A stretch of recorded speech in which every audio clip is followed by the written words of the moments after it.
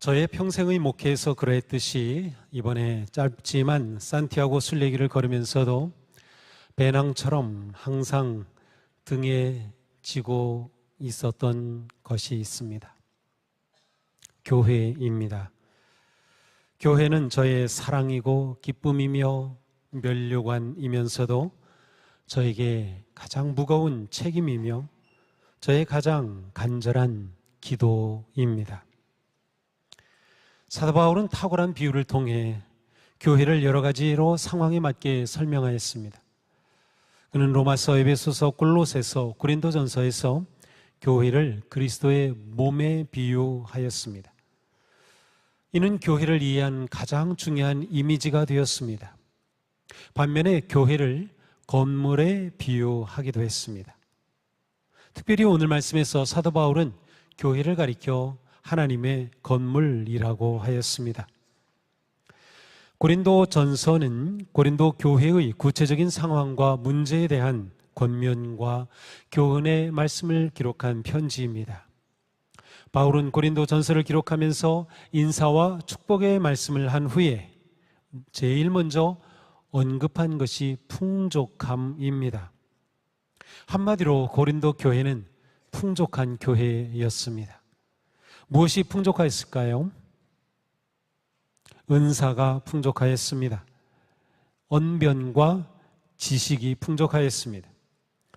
고린도라는 지역이 그러했습니다. 고린도는 풍요로운 항구 도시로서 재물이 넘쳤을 뿐만 아니라 세계의 다양한 정보와 지식과 수사학의 언변이 넘쳤습니다. 종교심도 넘쳤고 우상도 넘쳤습니다. 도덕적인 타락과 탐욕도 넘쳤습니다.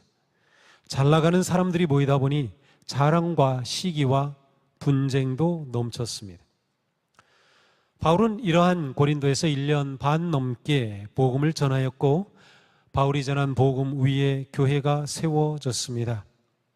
세상의 지혜와 언변이 넘치는 곳에서 바울은 하나님의 능력과 그리스도의 십자가를 전하였고 부와 욕망과 육체의 힘이 넘치는 곳에서 바울은 하나님의 약함을 가르쳤습니다. 세상의 영화와 자랑이 가득한 곳에서 바울은 세상의 비천함과 멸시를 택하신 하나님의 은혜를 전하였습니다. 그러나 바울이 떠난 후에 고린도 교회는 바울의 그 가르침과 그리스도의 십자가의 복음을 온전히 따르지 못했습니다. 하나님께서 고린도 교회에 주신 풍성한 은사와 지식이 교회의 덕을 세우기보다 오히려 교회의 갈등과 분열의 원인이 되었습니다. 그래서 바울은 먼저 고린도전서를 쓰면서 고린도 교회 성도들에게 그들의 분열과 그들의 갈등을 책망하였습니다. 그리고 오늘 본문에 이르러서는 사도 바울은 고린도 교회 성도들을 가리켜서 육에 속한 사람, 어린아이 같은 사람이라고 말합니다. 여기서 어린아이와 같다는 것은 좋은 의미가 아니고 부정적인 뜻입니다. 자라지 않은 순수하고 어리다는 뜻이 아니라 아이들처럼 자기 중심에 빠져서 자기 욕망을 채우며 서로 질투하고 시기하는 영적 상태에 있음을 가리키는 말입니다. 또한 여기서 사용한 육이라는 말은 단지 육체를 넘어서 인간 본성의 지배를 당하는 존재임을 가리킵니다. 고린도 교회 성도들은 여전히 영적인 유아 상태에 머물러 있었습니다. 그러니 바울은 그들에게 복음의 깊고 단단한 음식을 주지 못한 채 겨우 갓난아기가 받아먹을 젖만을 주었다고 말합니다. 바울은 고린도 교회 성도들이 아직도 어린아이와 같은 상태에 머물러 있는 모습을 이렇게 표현하고 있습니다. 여러분 가운데서 시기와 싸움이 있으니 여러분은 육에 속한 사람이고 인간의 방식대로 살고 있는 것이 아닙니까? 다툼과 분열은 고린도 교회의 뿌리 깊은 문제였으며 이것은 한마디로 인간의 방식으로 사는 것이었습니다. 교회에서조차 그들은 여전히 세상의 방식, 육의 방식으로 살았던 것입니다. 시기라는 것은 다른 사람을 인정하지 못하는 아주 속이 좁은 상태입니다. 분쟁은 자기의 힘을 드러내려는 욕망의 표현입니다. 시기와 분쟁 속에서는 협력과 관용과 동역이 불가능합니다. 교회는 근본적으로 예수 그리스도의 십자가 사랑을 입은 성도들이 모여 하나님의 은혜를 감사하고 예배하며 서로 섬기는 사랑의 공동체입니다. 오직 십자가만을 자랑하고 성령으로 일하는 공동체가 교회입니다. 그러나 불행하게도 고린도 교회는 세상의 방식을 버리지 못하고 십자가의 복음을 세상의 방식으로 대체하고 말았습니다. 자기 자랑과 힘의 경쟁에 몰두하는 세상을 따라서 교회를 세상과 똑같은 시기와 분쟁과 분열의 장으로 만들었던 것이죠. 바울은 그들의 분열과 경쟁의 실상을 구체적으로 지적합니다. 어떤 사람은 나는 바울 편이다 하고 또 다른 사람은 나는 아볼로 편이다 한다니 여러분은 육에 속한 사람이 아니고 무엇이겠습니까? 이게 무슨 말입니까? 하나님은 고린도 교회에 바울과 아볼로 같은 훌륭한 지도자들을 세우셨는데 그들은 오히려 나는 바울파다, 나는 아볼로파다 라고 주장하면서 교회가 사람을 추종하고 따르는 것으로 분열되고 갈등에 휩싸였습니다. 비록 그들은 복음을 받았지만 여전히 세상의 가치와 틀 안에 갇혀 있었던 것이죠. 교회가, 성도가 세상의 방식을 따르는 것, 그것이 문제의 핵심입니다. 우리가 건강하고 복되고 은혜가 넘치는 교회가 되기 위해서 교회의 어떤 일에서도 세상의 방식을 허용하지 않아야 합니다. 편을 들거나 경쟁하게 만드는 이기심과 자기중심적인 생각과 주장을 내려놓아야 합니다. 주님의 일을 할 때 우리는 늘 무엇이 복음의 방식이며 무엇을 그리스도께서 원하시고 기뻐하시는지를 늘 기도하며 생각해야 합니다. 그러므로 바울은 분열과 갈등에 빠진 고린도 교회를 바르게 세우기 위하여 자신과 아볼로의 사역을 하나님 중심의 눈으로 다시 보도록 설명합니다. 그렇다면 아볼로는 무엇이고 바울은 무엇입니까? 아볼로와 나는 여러분을 믿게 한 일꾼들이며 주님께서 우리에게 각각 맡겨주신 대로 일하였을 뿐입니다. 나는 심고 아볼로는 물을 주었습니다. 그러나 하나님께서 자라나게 하셨습니다. 그러므로 심는 사람이나 물을 주는 사람은 아무것도 아니요 자라게 하시는 분은 하나님이십니다. 심는 사람과 물을 주는 사람은 하나이며 그들은 각각 수고한 만큼 자기의 삭슬을 받을 것입니다. 우리는 하나님의 동역자요 여러분은 하나님의 밭이며 하나님의 건물입니다. 자, 바울은 자신과 아볼로는 단지 주님의 일꾼일 뿐이라고 말씀합니다. 여기서 일꾼이라는 디아코노스라는 단어는 우리가 생각하는 일꾼보다 굉장히 겸손한 표현이에요. 이 일꾼이라는 단어는 종이라는 의미와 가깝습니다. 또 옛날에 이렇게 집을 관리하는 그런 사람을 집사라고 했죠. 그 단어가 이 일꾼이라는 디아코노스에서 왔어요. 또 우리 교회에도 직분의 집사가 있습니다. 디아코노스입니다. 섬기는 자. 바울은 아볼로와 나는 단지 교회의 그리스도의 섬기는 자일 뿐입니다 라고 말한 것이에요. 성도들이 특정한 지도자를 추종하며 편을 갈라 경쟁하고 갈등하고 분열하는 것은 옳지 않다는 것입니다. 교회의 모든 성도는 하나님의 밭이고 하나님의 건물이다. 무슨 말이에요?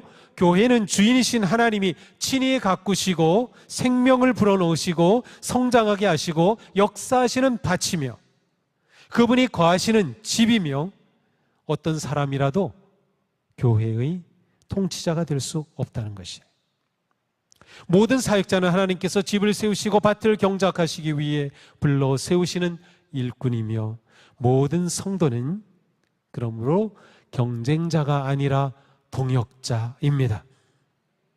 동역자라고 하는 이 단어, 시네르고이라고 하는 이 단어 속에는 하나님을 주인으로 모시는 성도들이 하나님의 일꾼으로서 하나가 된다라는 의미가 담겨 있어요. 심고 물을 주는 사람의 사역과 헌신과 활동을 통하여 하나님은 생명을 자라게 하십니다. 사람이 자라게 하는 것이 아닙니다. 그러므로 누구도 하나님의 주권과 생명의 열매를 대신 맺을 수 없습니다. 생명을 부여하시고 자라게 하시는 분은 오직 하나님이셔요. 모든 사역자는 자신 스스로 결코 생명의 열매를 만들어낼 수 없음을 인정하는 겸손을 가져야 합니다. 주권은 하나님께 있습니다. 모든 영광을 오직 하나님께 돌리며 동역자 의식을 가지고 우리는 서로 연합해야 합니다. 물론 인간의 열심과 헌신 중요합니다. 교회의 지도자들을 존경하고 따르는 것은 좋은 일입니다. 그러나 교회의 누구라도 오직 성령님이 일하시는 통로일 뿐입니다. 도구일 뿐이에요. 목적이 될 수 없어요. 그러므로 나 자신은 물론 내가 누군가를 지지한다고 해서 그 누군가가 교회를 좌지우지해서는 안 되는 것이에요. 교회의 주인은 하나님이시다. 교회에서 주님을 주인으로 따르지 아니하고 하나님 중심이 아니라 사람 중심이 되면 결국 그 교회는 무너집니다. 다투게 됩니다. 상처만 남는 것이에요. 원래 사람은 편을 가르려고 합니다. 이게 본성이에요. 그러나 인간 중심으로 결속하는 것은 매우 위험한 일입니다. 본웨퍼는 신도의 공동생활에서 이렇게 말했어요. 인간 중심의 결속은 그리스도 중심적인 영적 공동체를 파괴한다. 리더가 성도들의 시선을 자신이 아닌 그리스도께로 향하게 하지 못하면 그 사람의 사역은 아무리 대단하다 하더라도 육신에 속한 것에 불과합니다. 그리스도를 통하여 그리스도 안에서 그리스도를 위하여 그리스도와 함께하는 사역과 교회가 진정한 교회이며 진정한 사역입니다. 교회를 하나님의 집으로 비유한 바울은 자신이 지혜로운 건축자와 같이 그 건물의 기초를 놨다고 말합니다. 이것은 바울이 자기를 드러내려는 것이 아니라 나는 바른 기초 위에 곧 예수 그리스도의 복음 위에 고린도 교회를 세웠다라고 말씀하는 거예요. 바울은 교회의 진정한 기초는 오직 예수 그리스도이심을 강조합니다. 더 나아가 모든 성도는 바울이 닦은 그 기초 위에 자신의 집을 세워야 함을 말씀해요. 어떻게 집을 지을지 각각 신중히 생각해야 합니다. 아무도 이미 놓은 기초이신 예수 그리스도 밖에 또 다른 기초를 놓을 수 없습니다. 자, 바울은 그가 전한 예수 그리스도의 복음의 기초 위에 고린도교의 성도들이 자신의 믿음의 집을 세우고 또 고린도 교회를 세워가기를 기대했던 것이에요. 기초는 건물의 모든 하중을 지탱하는 가장 근본적인 기반입니다. 바울은 교회와 믿음의 기초는 오직 예수 그리스도 밖에 없음을 선언하면서 사람이 인간을 터로 삼으려는 시도는 아무 의미가 없음을 말씀합니다. 나는 바울파다. 바울을 터로 삼아서. 나는 아볼로파다. 아볼로를 터로 삼아서 세우려는 모든 것들은 다 의미가 없는 것이에요. 인간이 쌓아올린 어떤 업적이라도 기초인 그리스도 예수 위에 세운 것이 아니면 심판의 불 앞에 그 실체가 그대로 드러날 것입니다. 바울은 말씀합니다. 심판의 불이 임할 때 사람이 만든 작품이 그대로 남으면 그는 상을 받을 것이요, 어떤 사람의 작품이 타버리면 그는 손해를 볼 것입니다. 그러나 그 사람은 구원을 받을 것이지만 불 속을 헤치고 나오듯 할 것입니다. 자, 바울은 건물과 불의 비유를 통하여 모든 성도, 모든 사역자는 하나님 앞에서 자신의 삶에 대한 책임을 져야 하며 종말의 때에 어떤 집을 지었는지에 따라 결과가 달라진다는 것을 보여줍니다. 불시험을 통해 성도는 그의 삶에 대한 평가를 받습니다. 바울은 말하죠. 누가 이 기초 위에 금이나 은이나 보석이나 나무나 풀이나 짚으로 집을 지으면 그에 따라 그 사람의 업적이 드러날 것입니다. 자, 그리스도 위에 집을 세우는데 어떤 사람은 금으로, 은으로, 보석으로 세우고 어떤 사람은 나무나 짚으로, 풀로 세워요. 그런데 불시험이 지나가고 나면 나무나 짚이나 풀로 세운 것은 그냥 타버리고 없어져요. 업적으로 남는 것이 하나도 없다는 말이에요. 터와 그 기초 위에 세워지는 집의 재료가 본질상 같아야 합니다.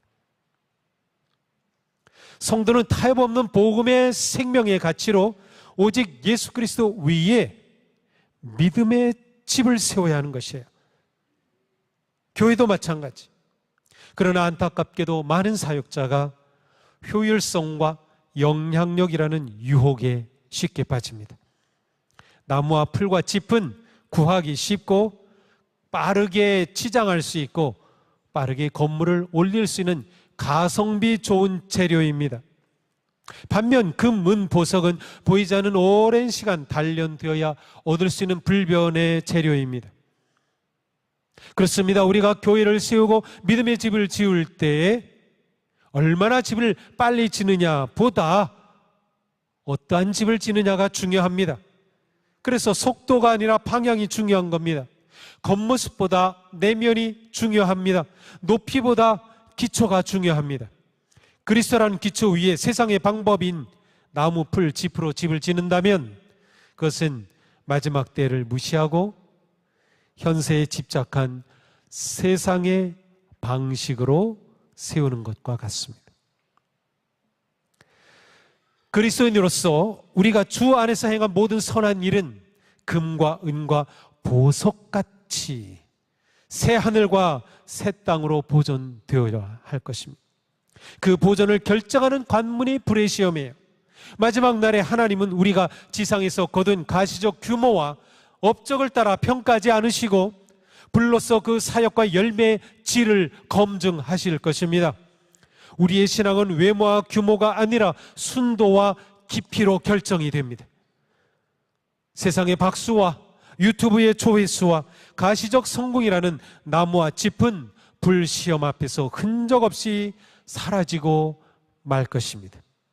결국 가시적 공적을 위해 일한 성도의 공로는 불타 없어지고 구원은 받겠지만 부끄럽게 겨우 불에서 건져낸 것 같은 구원을 받을 뿐입니다. 우리는 하나님 앞에서 마지막 불의 시험을 통과할 영원히 빛날 금과 보석으로 집을 짓는 겸손하고 지혜로운 성도가 되어야 합니다.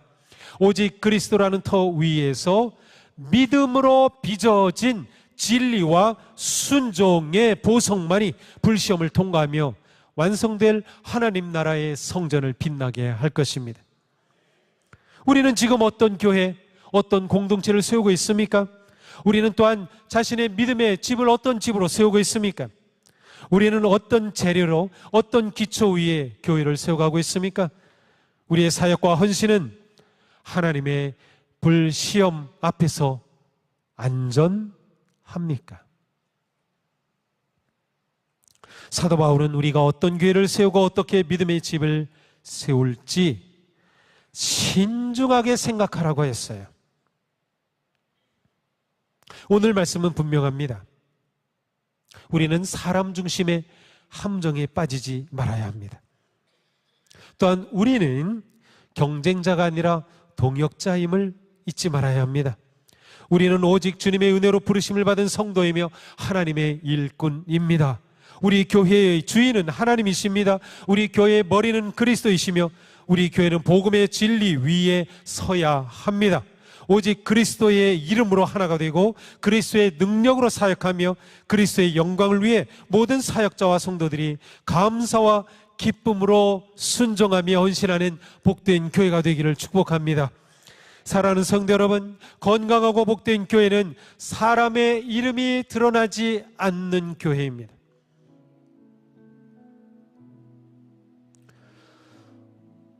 유명한 사람 따르려고 하지 마세요.